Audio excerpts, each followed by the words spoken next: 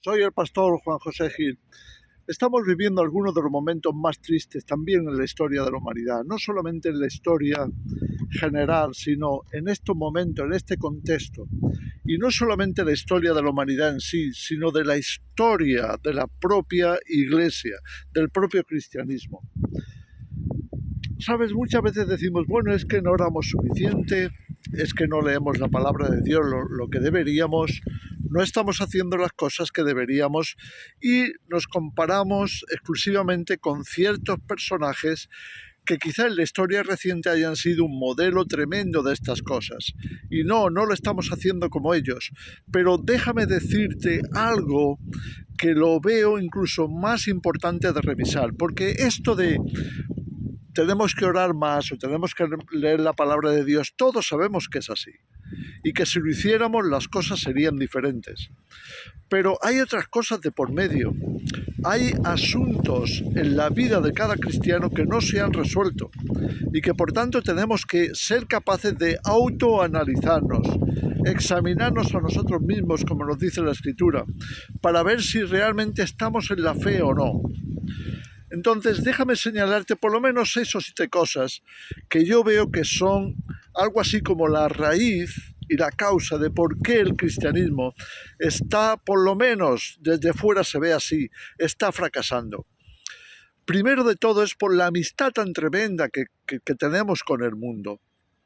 Mira, no es que no tengamos que amar a la gente, no es que no tengamos que ayudar al que lo necesita, todo lo contrario, debemos hacerlo, pero también es cierto que hay una línea muy fina entre eso y identificarte con el mundo y empezar a funcionar como el mundo.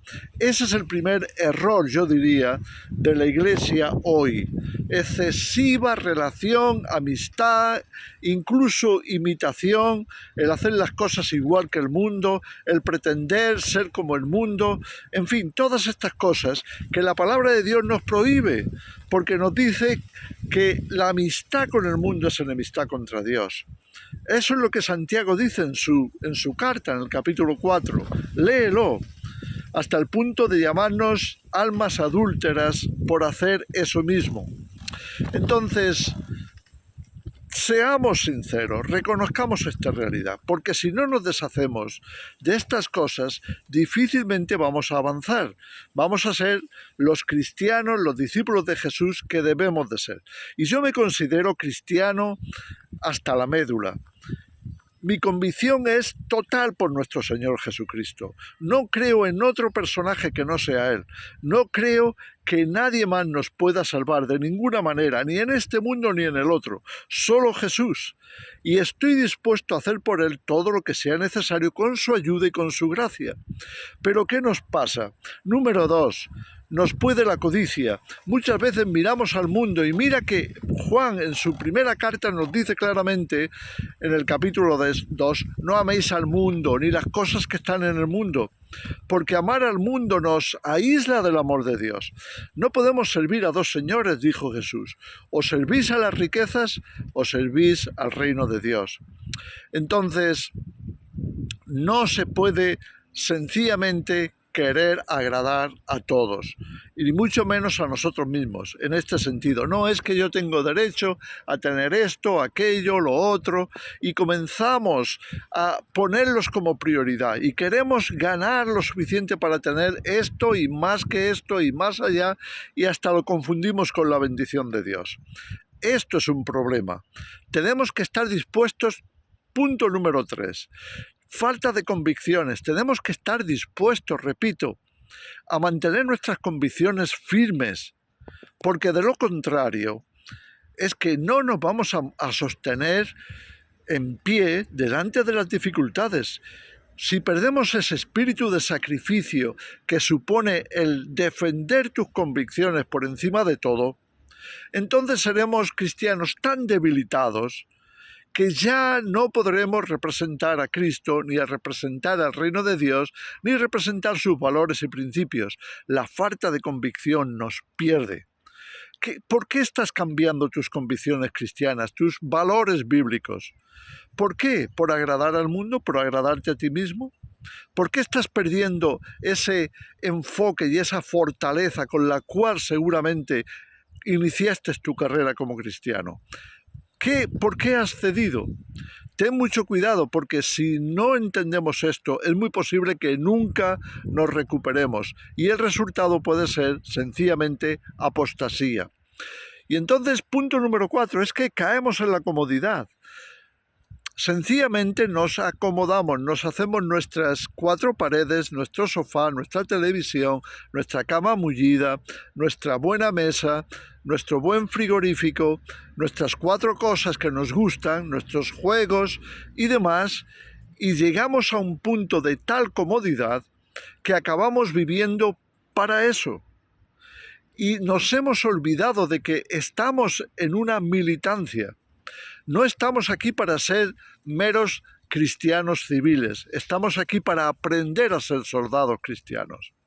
Así que mucho de lo que hoy vemos como fracaso del cristianismo pasa por ahí, pasa por habernos rendido a la comodidad que el mundo nos ofrece. Punto número 5, es que eso nos lleva a no asumir responsabilidad. Es que le dejamos la responsabilidad ¿a quién? Al pastor, al anciano, al evangelista, al maestro, al misionero. Le podemos ceder nuestra responsabilidad como cristianos a cualquiera que nos parece que, mira, ese está más fuerte que yo, más dedicado que yo. Bueno, pues es porque el Señor le ha llamado a tomar esa responsabilidad. Y entonces, de tal manera nos quedamos fuera de juego que no nos damos cuenta que al perder el sentido de responsabilidad nos estancamos, no dejamos que Dios nos dé el crecimiento. O dicho de otra manera, dejamos de crecer. Nos hemos quedado muchas veces en estados verdaderamente infantiles, por la sencilla razón de que como cristianos dejamos de asumir responsabilidades. Cuidado con eso, porque es tu enemigo. Levántate, sal de ese sofá por el amor de Dios, sal de esa cama de comodidad, sal de esas costumbres, sal de esa actitud que no te conviene y ponte en marcha.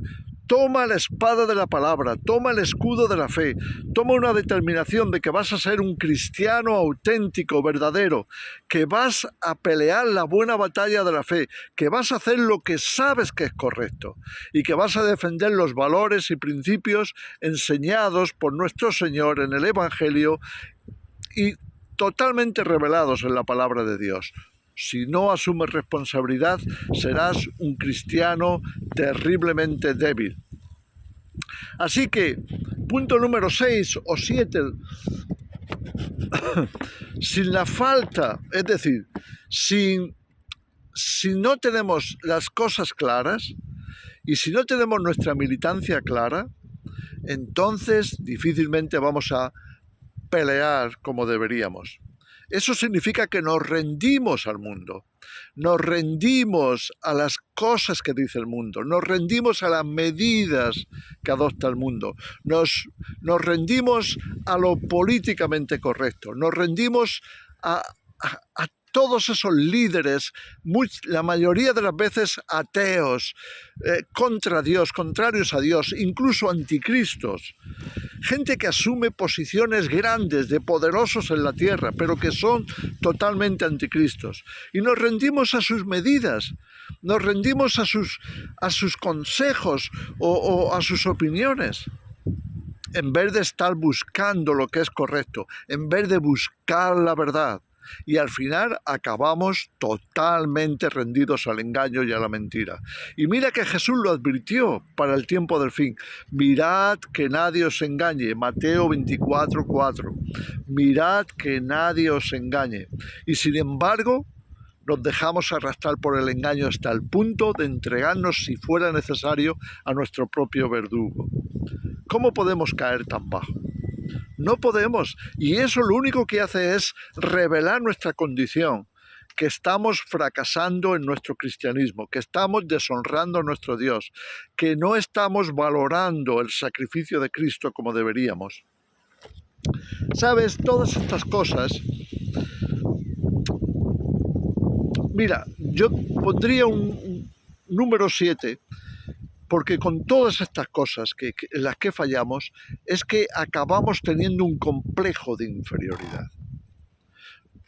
Nos cuesta hablar, nos cuesta decir lo que creemos, nos cuesta denunciar la mentira, nos cuesta pararnos firmes contra tanta maldad que hay en el mundo. Y el amor de muchos se está enfriando. Y eso nos va a afectar a nosotros también. También nuestro amor se enfriará si no estamos dispuestos a salir de ese complejo de inferioridad. Rompe con eso. Si perdemos el valor, si nos volvemos cobardes, solamente nos estaremos acarreando sobre nosotros mismos maldición. Y esa maldición comienza por ahí, por la cobardía.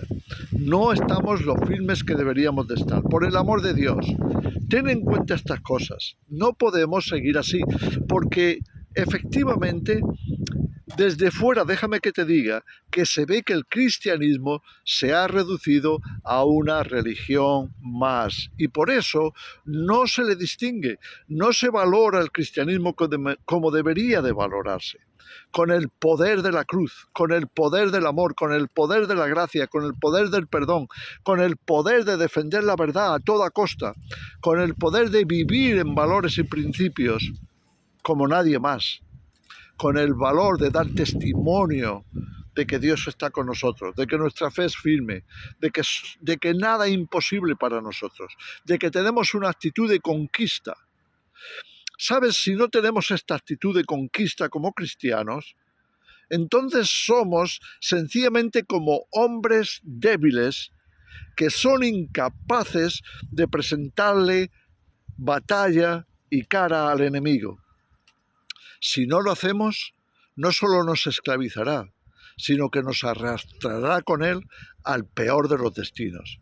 Por el amor de Dios, claro que hay que orar. Ora por esto.